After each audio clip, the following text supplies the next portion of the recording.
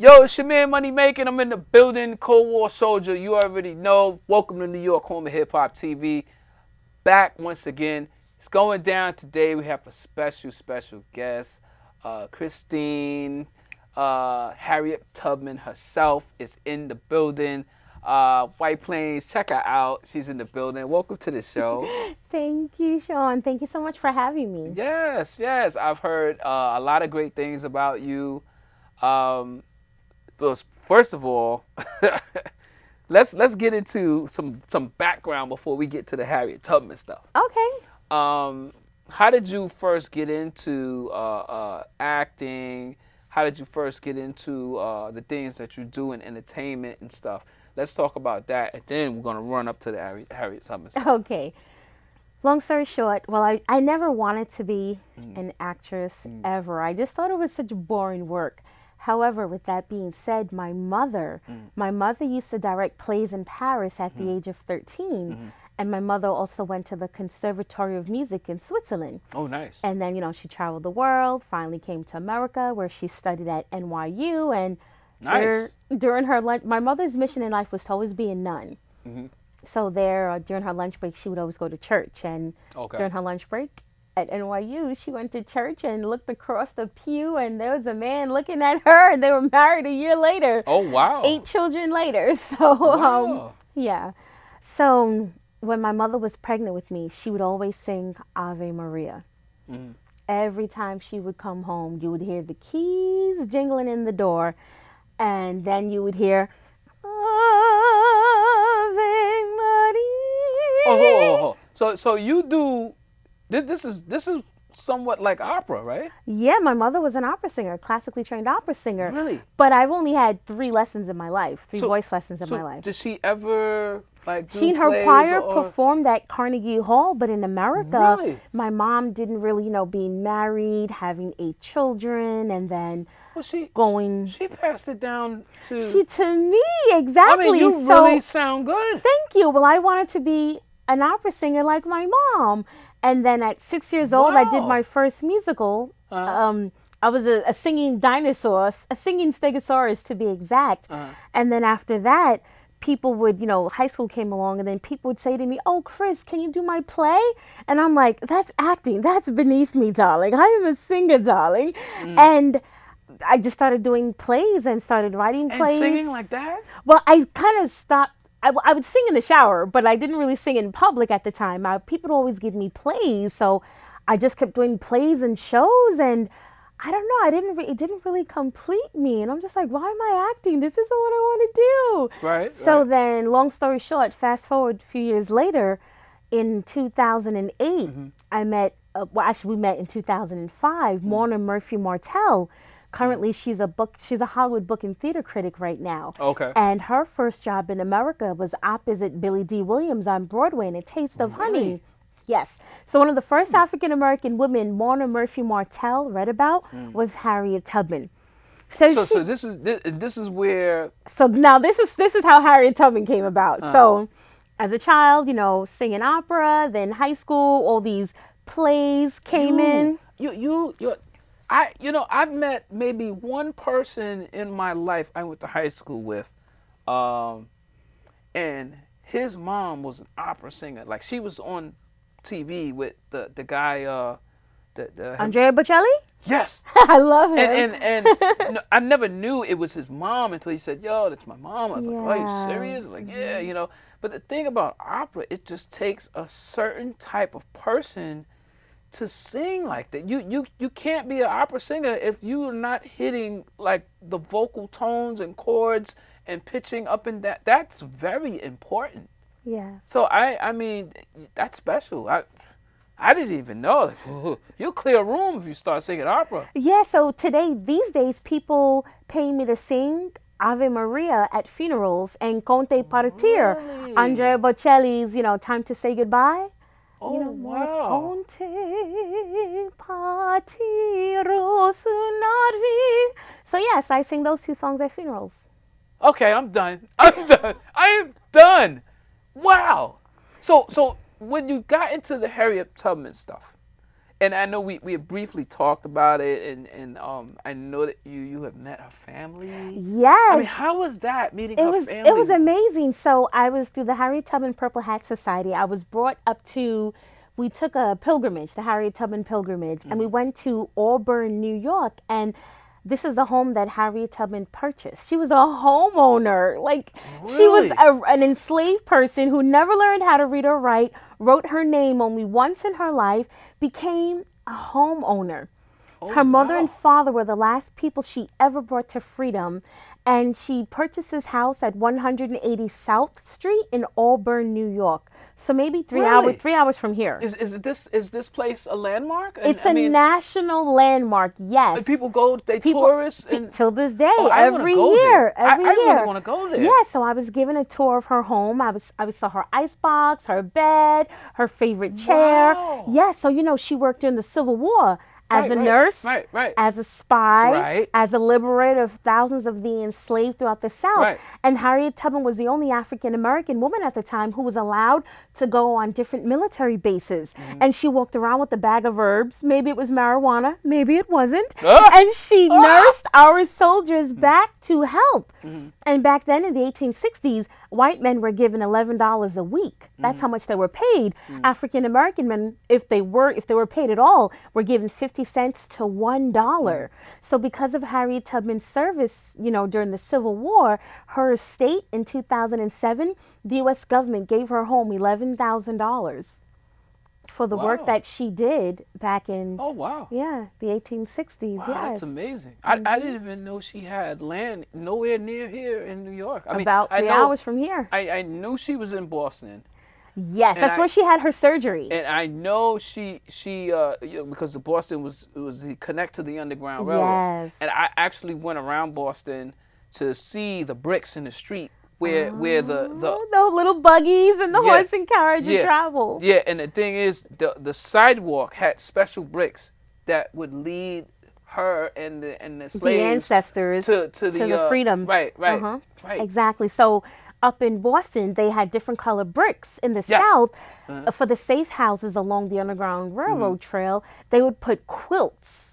They would throw quilts over the doors, or they would put lanterns kind of tilted in the window. And that's how our ancestors knew which safe houses were safe and which ones were no longer safe. Did you know? Now, let me ask you a question, because I remember we were talking. We asked each other questions about certain things.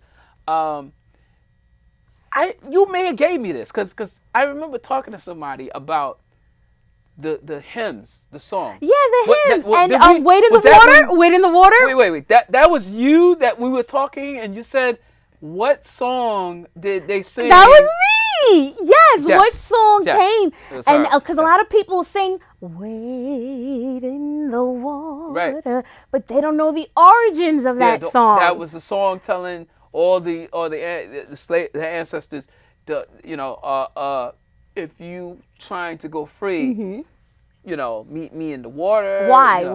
Why did we have to meet you in the water? That's what you said to me. Yes. What was my answer? Tell me my answer. I'm 53.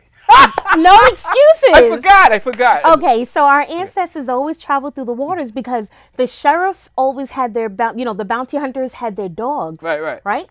So a dog cannot follow a human scent through the waters. Right. So that's wade in the water. Right. And for those of us, when we came further north, if there wasn't any water for us to travel through, our ancestors and the enslaved, they always walked with raw onions and black pepper. Black pepper to sprinkle behind them as they traveled because the dogs cannot follow the human scent. And then the raw onions, when we would get out of the water, we would rub the raw onion all over our bodies. And once again, the dogs would lose our scent. Yo, do you know she's in character right now? No, I'm not in character. I'm not. You were in character. You was like, we rubbed the all over our bodies. ew. I was like, wait a minute. She just went in character. Yeah. I don't even realize that I'm doing it now. I've been doing it so long. So you've been doing this for how long? November 7th, 2019 will be my 11-year anniversary. However, I've only been doing it for a living for 3 years. You're a young lady. I am young. I started young. I did my first musical. I was 6. I've always known I wanted to be in show business. Like, it was in my blood, you know? And my father's side, when they came from Cuba, you know, they lived in the Bronx. During the day, they drove cabs. And at night, they played in little calypso bands. My father played the congos. My father was a drummer. Oh, wow. So it's in my DNA, hey, Right. you know? So do you, I mean, is there anywhere that people can go to watch you perform? Like, is there any footage on Well, yeah, social people, media? you know, you tell people, please don't take footage of my show. But, you know, Yeah, don't people take- go like, see people the have show. their Right. little phones. And Yeah. so there's clips all over YouTube. They can just go to, I don't know if it's under Christine Dixon or Harriet Tubman herself on YouTube. And all my social media is Harriet Tubman herself, which is my brand, the name of my show. And it's an official business. Harriet Wow. Tubman herself is an official, legitimate business. I'm very proud of you. Thank you. So Very I don't proud know of you. when my next New York American show is. I performed down on Christopher Street a couple of days ago. The contract for Really? my show was only for 4 shows. 2 days ago was my 500th and 27th show and my 517th standing ovation.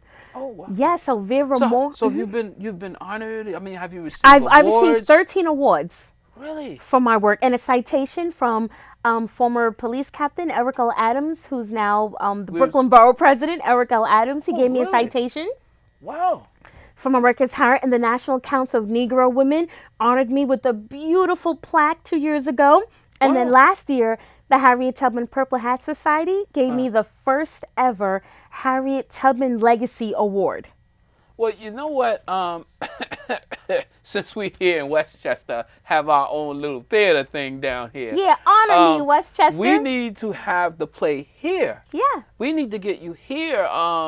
The mayor's office. I know. Please, somebody watch this. Call the mayor, White Plains. I know the new mayor, Mount Vernon. I need to get some of your footage to send to her. If I get a chance to talk to Sean, I will tell her. You know, we need to get more of that, because I haven't seen a lot of plays based on you know, our ancestors and slavery and stuff. I know. I just recently heard about the reparations thing, and my thing is that the soldiers, Yes. like Harriet Tubman, the lady who sat on the bus, Rosa Parks? yes, where are the, you know, now the movies are starting to come out a little bit here, And a they're little still bit watered there. down, They're watered though, down. you know. So you know, the real soldiers that were like, you know, I think they actually are going to come out with a movie about Frederick Douglass, Yes. because Frederick Douglass caught heat. Yeah, did you know he lived in Ireland for 9 months? No, He loved it. I know he was asked to say a speech on what was it, on The 4th of July. Of July. Yeah, And he like he tore this country Tore the new one, speech. basically saying they were like, and this was a public speech. He spoke in behalf of, I think it was the president. yes, mhm. And he was like, I was This totally country, shocked. the blood that this country, what do they have to celebrate? That, you Yes. know, with the way they treated their people of color, Yeah, and I was how shocked. I was shocked how the he suffering and he really said he really it's public. You can public knowledge. Yeah, you can get the speech I and everything. I posted it's on YouTube. I posted it 3 times on the 4th Right. of July, Right. and he was a very good friend of Harriet Tubman. He wrote some very good words about her, because the play that I really? do, yes, Mona Murphy Martell, she got her hands on the book, Scenes from the Life and Times of Harriet Tubman. And that was, 1868, Harriet Tubman was interviewed by this woman named Sarah Hopkins Bradford, whom did not believe that a black woman was intelligent enough and capable enough to do all that Harriet Tubman has done. So Harriet Tubman's Really? mother, Harriet Tubman's mother, her name is Harriet Ross. Harriet Tubman's real name is Araminta Ross. Harriet Tubman hated the name Araminta, so people called her Minty for short. She hated that. So when Harriet Tubman became of age, what did she do? She changed her name to Harriet. So there wouldn't be confusion with 2 Harriets on the plantation. They called Harriet Araminta Harriet, and her mother, Harriet Ross, Harriet Green, they called her Rit. So there wouldn't be confusion. Then when Harriet Tubman married John Tubman at the age of 24, that's where the Tubman came from. And then, but her tombstone is Harriet Tubman Davis because she had her second marriage to Nelson Davis, who was an abolitionist who was 13 years younger than her, but she's not a cougar, so don't judge. She's not a cougar. You're very like what is like? Are you in your 30s, in your 20s? I'm almost 30. You're very knowledgeable of this soldier Harriet Tubman. You have to be. And what is the family? If the family response, what are they saying about so you? Pauline Johnson, Harriet Tubman's great-great-grandniece, and I recently met Candace Evans last year at the Swan Gallery when they were, that little carte de visite, that little picture of Harriet Tubman with the skirt, the first picture taken of her. And Pauline Johnson, she squeezed my hand, and it was most of her, 11 of them were Harriet Tubman's off descendants. And Really? they said, "Oh, baby, we've never seen a performance like that. I've never known someone that does Harriet Tubman all year round, who does Harriet Tubman for a living, and baby, you my favorite." So I got the stamp of approval from Harriet Tubman's living relatives, her great-great-grandnieces. Wow. And then Candace Evans said, "Oh, I'm so proud of you. Oh my." So let me ask you a question. Have you ever performed in front of the President of the United States? No. I've met I've met Donald Trump. Yeah, but Obama, I wish not yet. But do you know that's next? God willing, yes. To actually perform and get a Kennedy Medal of Honor. Or something. Well, Harriet Tubman was buried with military honors. Did you know that? Oh, yeah. Yeah, March 10th, 1913, at the age of 93, Fort Hill Cemetery. Yeah. But yeah, someone's going to give me something. But you mentioned the mayor of Westchester. So Mayor de Blasio, our New York City mayor, he knows my work. And he said he's so proud of me and the work that I do as Harriet Tubman. Regina King said the same thing. Lynn Whitfield said the same thing. Ava DuVernay said the same thing. I met with Ruthie Carter. She's the first African-American woman to win a costume design award for Black Panther. She gave me a big hug, said, "Baby, I'm so proud of you. Keep it up." And I said, "So do you have any costumes?" Yeah. I can't see it. Oh, okay. Yeah. So. Yeah. I just want to say this. Oh, for the average. I'm so sorry, but for the average woman. Yes. At your age. Yeah. I mean, everybody has a job. Everybody has a career. Everybody has a lifestyle. You have devoted your career, lifestyle, and work to a legend. And that's great. I've never met anybody never seen anything like that. And you're like a living testimony of this woman's work. So, I mean, you're it. I'm trying to be it. And when I get older, I'll be it. But lastly, in regards to Mayor de Blasio, so his wife, I met with her a couple of months ago, Charlene, and she took my card. She said she's proud of me, and she now wants me to perform for her family right outside Harare, Zimbabwe. So yes, and then I'm waiting for I'm waiting for my confirmation from Alaska as well, and now Aruba, and then Canada. So you're worldwide with this. Yeah, I did Ocho Rios, Jamaica already, and it's just been Wow. It's been So have you Africa? I know you've been to Africa, right? Not yet. I had to postpone it because of my injury. I didn't want to go there with the cane. Now I'm cane free. So but yeah. Wow. So it's pretty. I'm speechless. I've never been speechless on my show. Really? But you also do the sign. We was talking about a little bit of sign language, yeah. So how did you my god sister Katina White, she was a professor, teacher at the College of Staten Island, and I don't know. We would start going to the deaf club, and the deaf people would be there. So she just started with, like finger spelling, and then, words, and then, she was teaching me how to sing and sign at the same time. So that was pretty cool. So while I was performing in Georgia and Florida recently, while I was down there now, Katina White and I, we were, roommates, and, we always consider each other, soulmates and sisters, and just amazing friendships. So while I was touring recently, unfortunately, she tripped and hit her head and had a bad injury and broke her nose, and she died.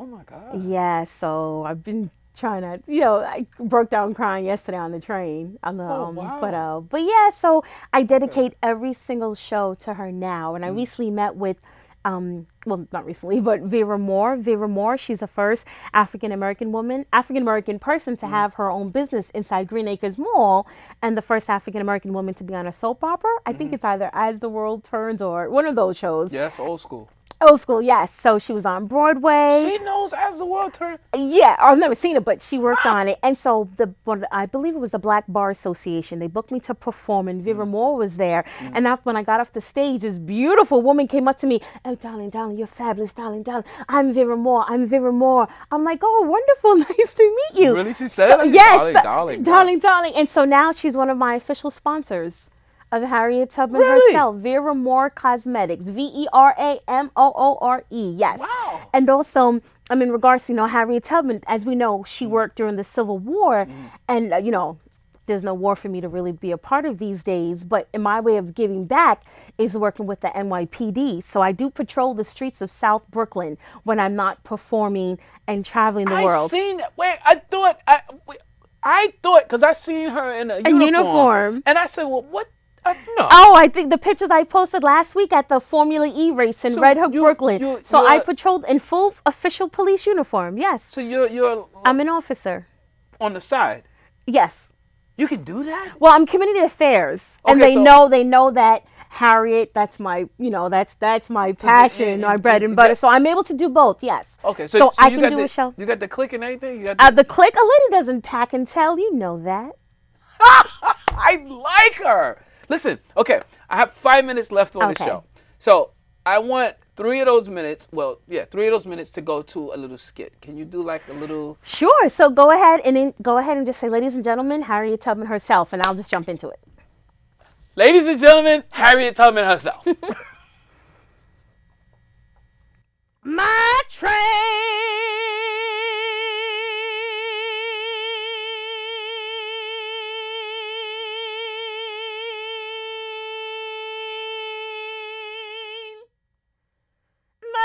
train is heading for freedom. My train.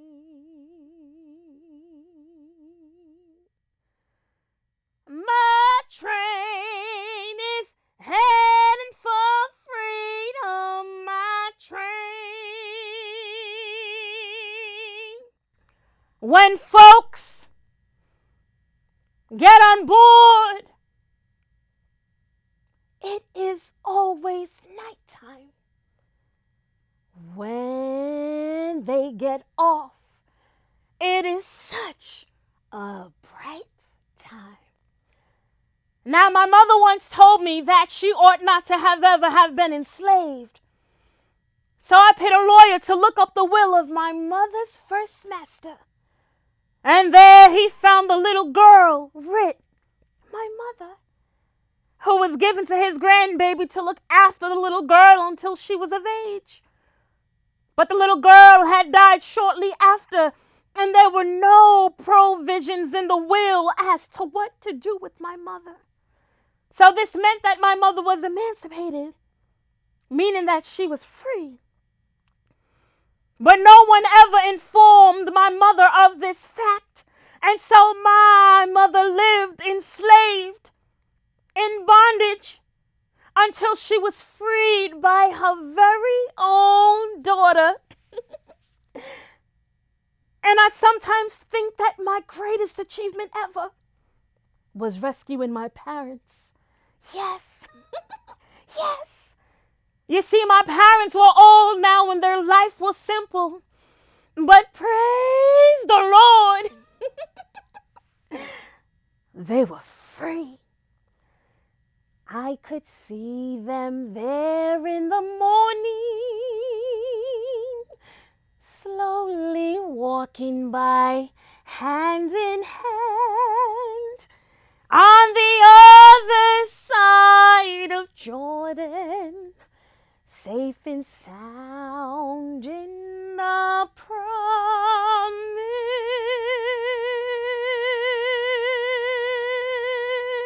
promised land.